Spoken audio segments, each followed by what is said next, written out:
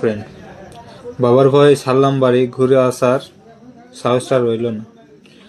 কারণ তারপরে পরে দেখে নিলাম যে দুনিয়াটাতে কতটা স্বার্থপর বাবা ছাড়া। বাবা থাকাতে তার পুরো জীবনটার মূল্য। বাবা মানে একটা অমূল্য সম্পদ, যা কোনোদিন তার ঋণ শোধ করা যায় না। বাবা থাকাতে এতটাই সুবিধাজনক থাকে, যা 25 বছর বয়সে আমি কোনো একটা টাকা বা কোনো জিনিস নিয়ে টেনশন করি, কিন্তু আমার 50 বছরে বাবা এসে বলে, টেনশন কেন করছিস, কারণ আমি আছি। একেই বাবা বলে। বাবা ইজ পাওয়ার ম্যান। বাবা the most of power and like it সালাম। বাবা ছাড়া দুনিয়াতে কারো আর স্বার্থ ছাড়া কেউ থাকে না, কিন্তু বাবা এমন একটা জিনিস যা নিজের জীবনটাই তার সন্তানদের জন্য বিলিয়ে দেয়।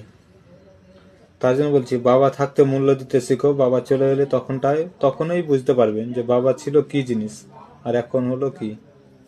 তার জন্য বাবা মা মানে একটা অমূল্য রতন, ধন সম্পদ।